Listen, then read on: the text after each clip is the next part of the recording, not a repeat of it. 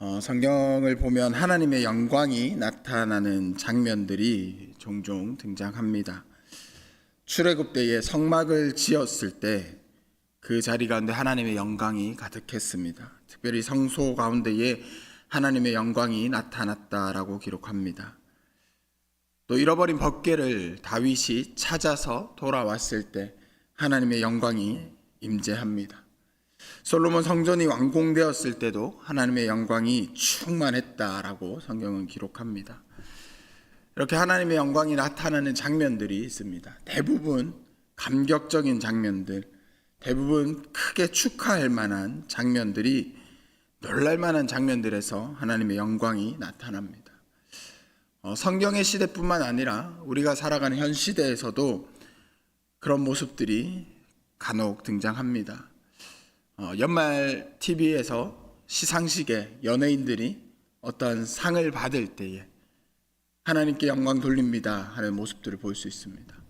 운동선수들이 큰 승리를 이뤄냈을 때에 한 시즌에서 팀이 우승했을 때 하나님께 영광 돌립니다 라는 소감을 나눌 때가 있습니다. 이때 역시 축하받을 만한 일들, 어떤 큰 업적을 이뤄냈을 때에 하나님의 영광을 이야기합니다. 영광 자체가 하나님을 나타내는 것입니다. 영광 자체가 하나님께서 그 자리에 함께 하신다라는 것입니다. 하나님의 영광이 성전에 나타났다라는 것, 하나님께서 성전에 함께 하시는 것, 하나님께서 성전에 임재하시는 것, 하나님의 존재를 상징하는 것이 영광의 임재입니다. 그러면 축하받을 만한 일 가운데에, 큰 업적 가운데에 하나님의 영광을 이야기한다는 것은 내가 이뤄낸 이 큰 업적 하나님께서 일하셔서 내가 얻은 것입니다. 축하받을 만한 이 큰 일들 하나님께 영광 돌린다는 것은 나의 능력, 나의 힘이 아니라 하나님께서 함께 하셨기에, 하나님께서 임재하셨기에 내가 이런 것들을 이뤄냈습니다 라는 의미입니다. 그러한 것들 가운데 하나님께서 임재하십니다. 그러한 곳은 하나님이 임재하시는 곳, 하나님의 일이 나타나는 것들은 거룩한 것입니다. 성전 역시 거룩한 곳이었습니다. 하나님의 임재를 상징적으로 볼 수 있는 곳이 바로 성전이었습니다. 하나님 모든 곳에 함께 하시고 모든 일상 가운데 나타나시지만 특별히 성경의 시대 가운데서는 하나님의 성전 가운데서 주님께서 내가 너희를 만나겠다라고 말씀하셨고 그 가운데서 하나님의 임재하심을 이스라엘 백성들은 느낄 수 있었습니다. 그런데 오늘 본문을 보면 하나님의 그 영광이 점차 성전에서 차츰차츰 멀어지고 있는 모습을 볼 수 있습니다.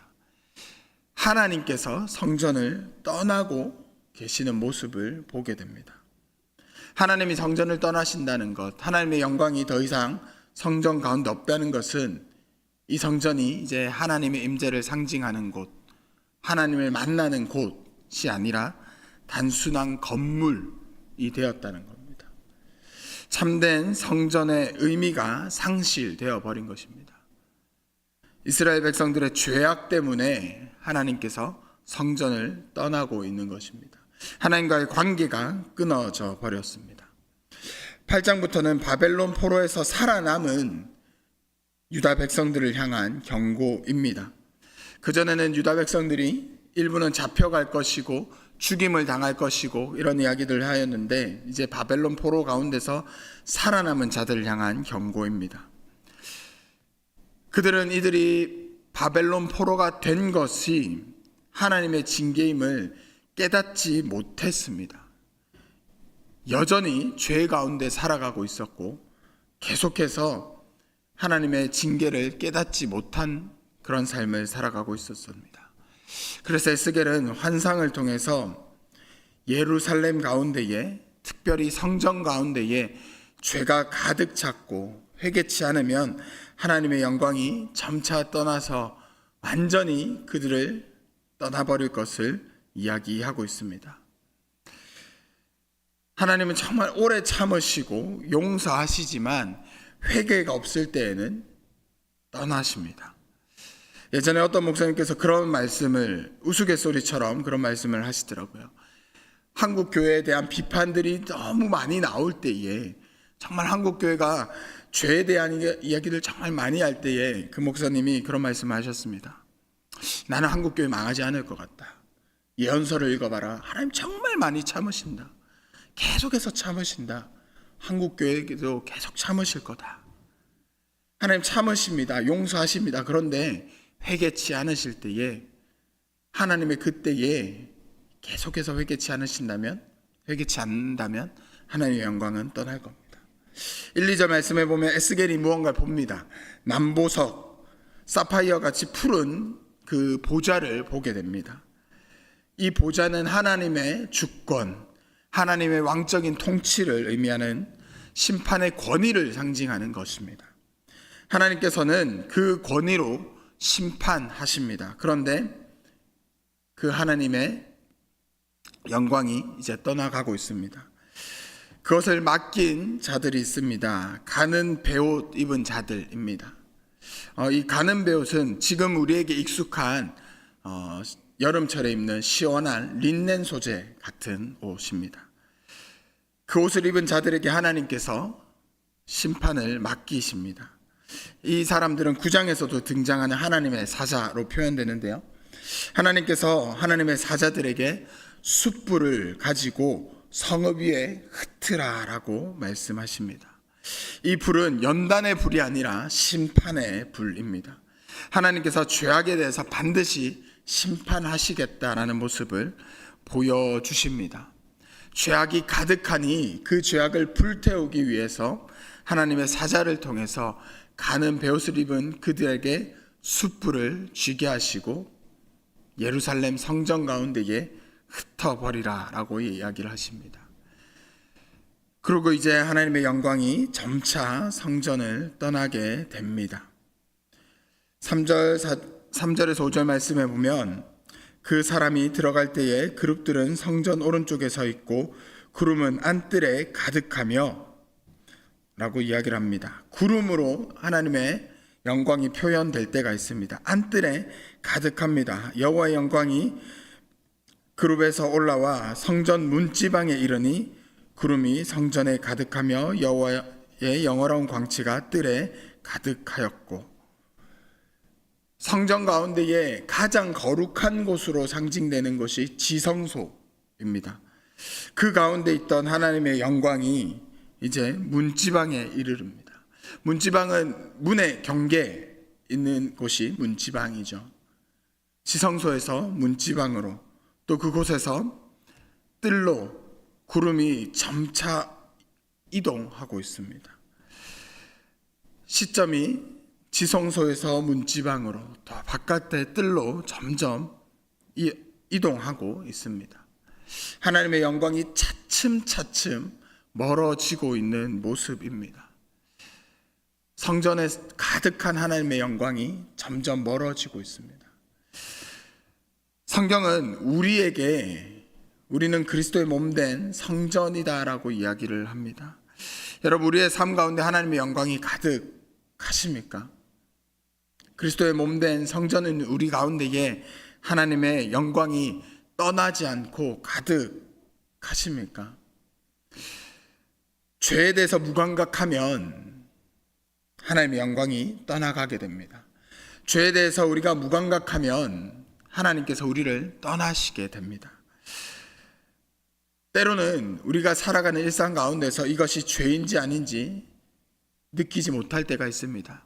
죄라고 생각조차 못할 때가 있습니다. 죄에 대해서 무감각해졌기 때문입니다. 더 정확하게 말하면 죄에 대해서가 아니라 하나님에 대해서 무감각해져 있기 때문입니다. 교회 안에서 하나님을 느끼기 편하지만, 하나님을 느끼는 것이 교회에서는 너무나도 당연하지만 우리의 일상 가운데서 하나님을 느끼는 것은 정말 어렵습니다. 가정 가운데, 직장 가운데에 하나님이 함께 하신다는 것, 이 자리에서는 고백하기 쉽습니다. 그런데 그 자리에서는 우리가 느끼고 고백하기가 어렵습니다. 하나님에 대해서 민감하게 느낄 때에 죄가 눈에 보이기 시작합니다. 하나님을 우리가 민감하게 느낄 때에 우리의 말과 행동과 평소에 아무렇지 않게 대하는 것들 가운데에서 죄가 보이게 됩니다. 그렇게 살아갈 때에 하나님의 영광이 우리로부터 멀어지는 것도 볼 수 있게 됩니다. 그때 우리가 돌이키지 않으면 하나님께서는 심판하겠다라고 말씀하십니다. 6절에서 8절은 이 심판이 이루어지는 모습을 보여주십니다. 6절에서 하나님이 이제 가는 베옷을 입은 자들에게 명령하십니다. 바퀴 사이 곧 그룹들 사이에서 불을 가져가라 하셨으므로 그가 들어가 바퀴 옆에 서매 불을 가져가라라고 다시 한번 말씀하십니다. 그 불은 심판의 불입니다. 하나님의 심판은 멈추지 않습니다. 하나님께서 일하겠다 말씀하시면 그것은 멈추지 않습니다. 반드시 일어납니다. 하나님께서 죄에서 돌이키지 않으면 반드시 심판하겠다라고 말씀하셨습니다. 하박국 선지자를 통해서 남유다 가운데에 심판하겠다 하셨습니다. 완전히 무너뜨리겠다라고 말씀하셨습니다. 그 말씀을 따라서 바벨론을 통하여 이들은 완전하게 무너집니다. 청년들하고 나눴던 하박국 말씀에서 하나님은 이스라엘 백성들에게 부흥도 말씀하십니다. 한국교회가 정말 사랑하는 단어가 부흥입니다. 그런데 그 부흥은 하나님께서 하시겠다 하는 일을 속히 행하여 주시옵소서, 다시 새롭게 하여 주시옵소서, 다시 새롭게 한다는 것이 부흥입니다. 기존에 있는 모습에서 조금 개선되는 것, 기존에 있는 모습에서 조금 달라지는 것이 부흥이 아니라 완전히 철저하게 무너진 이후에 하나님의 것으로 다시 세워지는 것이 부흥입니다. 이스라엘 백성들의 그 철저한 죄악을 바벨론을 통해서 완전히 무너뜨린 그 이후에 하나님께서 원하시는 모습으로, 하나님께서 계획하신 모습으로 다시 세워가시는 것이 부흥입니다. 하나님께서는 하나님의 성전을 그렇게 예루살렘 가운데 다시 세워가셨습니다. 우리의 삶 가운데에 그렇게 세워져야 하는 모습들이 있습니다. 완전히 하나님 앞에 다 무너져야 하는 것들이 분명히 있습니다. 때로는 그런 모습들이 내가 정말 애써왔던 것들, 내가 계획하고 내가 오랜 시간 기도하면서 붙들었던 것들도 때로는 하나님께서 기뻐하지 않으신다면 철저하게 무너진 이후에 다시 세워져야 하는 것들이 있습니다. 우리의 삶 가운데 하나님의 영광이 나타나고 있습니까? 우리의 삶 가운데에 하나님의 거룩하심이 나타나고 있습니까? 하나님과의 관계를 다시 한번 돌아보아야 할 것입니다. 하나님께서 원하시는 모습인지, 하나님의 영광이 나타날 만한 그런 모습인지 다시 한번 우리가 돌이켜 보았으면 좋겠습니다. 개개인의 우리의 삶 가운데에 그렇게 하나님의 영광이 나타날 때에 우리가 함께 모여 예배하고 섬기고 교제할 때에 우리 구포교회 가운데도 하나님의 영광이 나타날 것입니다. 그렇게 우리의 일상 가운데서 또 우리가 함께 모여서 예배하는 이 자리 가운데에 하나님의 영광만이 충만한 그런 그리스도의 몸된 교회로 살아가는 우리, 그렇게 하나님의 부르심대로 예배하는 우리 구포교회가 되기를 주님의 이름으로 축복합니다.